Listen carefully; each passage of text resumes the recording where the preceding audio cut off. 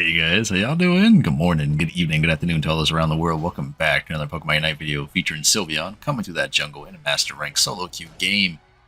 Today we're having a little spicy little setup here. We're playing with, are you ready? Leftovers, Focus Band, and Muscle Band on my Sylveon right now. I know, it's crazy, ridiculous.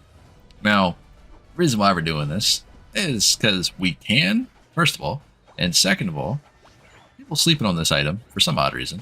It doesn't do that well overall unless you're out of combat, right? Makes sense. But the thing is, you're able to traverse the map in between bot and top lane. You're always healing as you're doing this. And the best part about that is being Sylveon, you're already a bulky Pokemon, give or take. So it allows you to be either topped off or close to top off before you go to traverse between bot and top during your ganks, which is pretty significant when you think about it. At the end of the day, you don't really want to go to help another lane or gank a lane when you're like half HP for bees or what have you. Leftovers helps you in that regard. I know at the end of the day, Leftovers isn't necessarily the best item, and we all know I still prefer Assault Vest on my Sylveon. Leftovers is still here. It's not my bread and butter. Well, a while ago, I was diving into Leftovers on Sylveon. The video's on my channel somewhere. It's another Heals for Days video when it comes to Sylveon. It actually did really well. The video did fantastic. The game was fantastic. The healing overall is really good. Just because on top of the heals you get with your Draining Kiss and then your heals out of combat, you don't really have to go back to base. You see how the numbers keep coming up? Look at that. That's ridiculous. And that's just because of Draining Kiss. Now also Leftovers gives you HP recovery as well. You know what I mean? Recovery as well. So at the end of the day, you're always healing no matter what you're doing when you're playing with Sylveon. On a side note, this Pokemon right now in the metagame is just very strong. She's very solid. Why is that? Because there's been so much more damage. So what that means is, considering you're super bulky just by being Sylveon, some other Pokemon aren't. Some other Pokemon aren't as bulky as you. Some other Pokemon cannot get away with, running tankier items and you still being able to out DPS them. You know what I mean? Considering you can sustain them longer, you do a lot more damage than you think nowadays.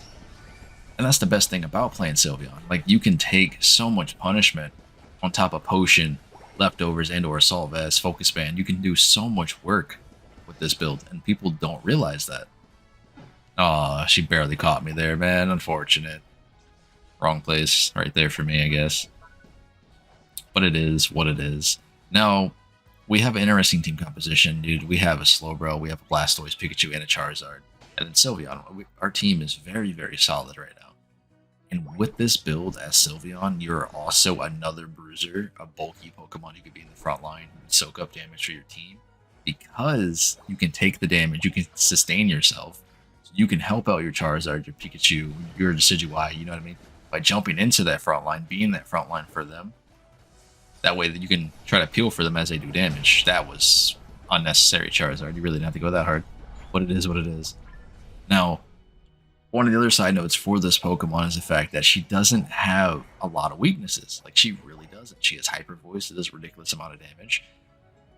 And then she has Mystical Fire, which does a ridiculous amount of damage, as long as you're weaving in your auto attacks, right?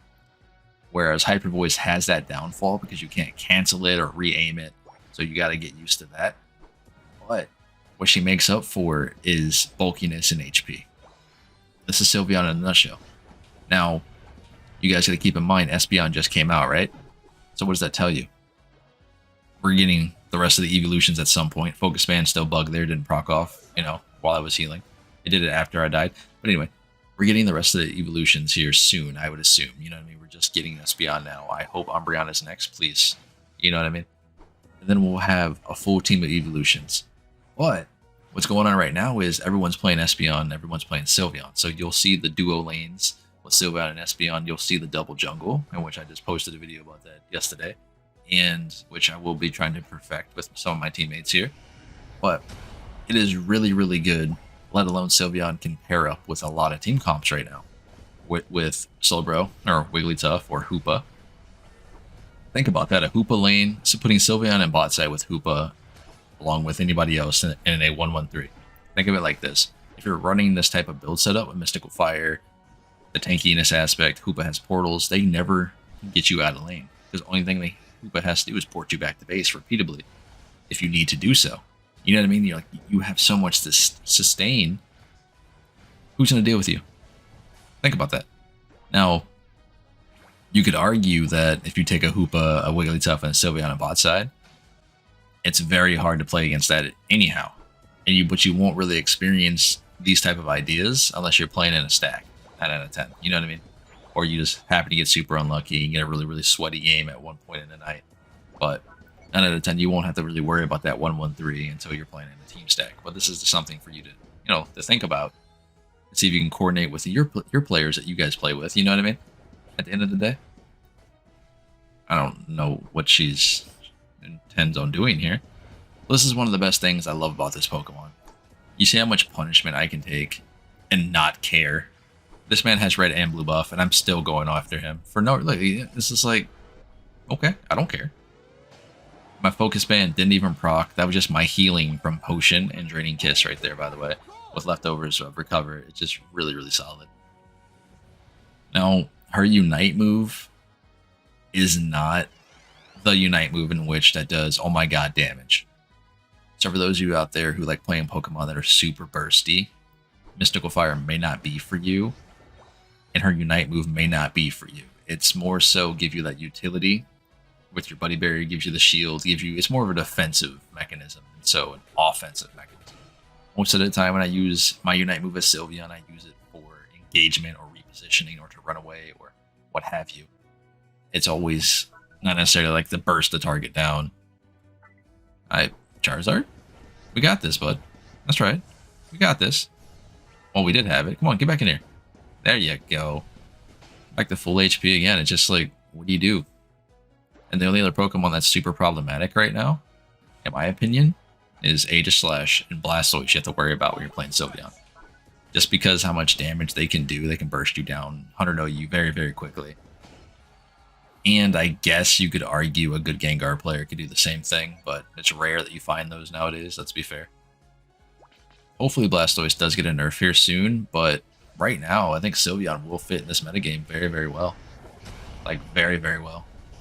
I just took a Charizard bomb because he landed on top of me, and then I took a Blastoise Unite move. Only thing that procced for me is Focus Band and my potion. I'm still more than half HP. And it'll come back with the leftovers, it'll come back with a draining kiss.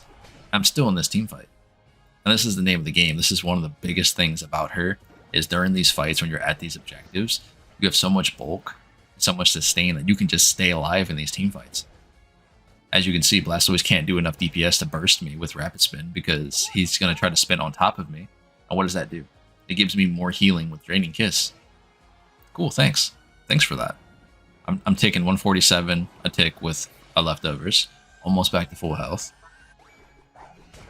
But hey, man, hopefully you guys can try something out like this. Like, play Sylveon in a bulkier aspect. Don't just try to stack all glasses on top of her and be like, oh my god, damage. Because at the end of the day, when you're a bulkier style Pokemon, you do more damage than you actually think because you're alive longer in these team fights.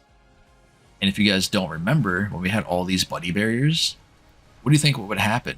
We get into a team fight at Zapdos and Buddy Barrier would proc off a Buddy Barrier. It was just like, whose shield is bigger? That's really how it was. It wasn't necessarily a sustain, it's basically whose shield falls first wins the game.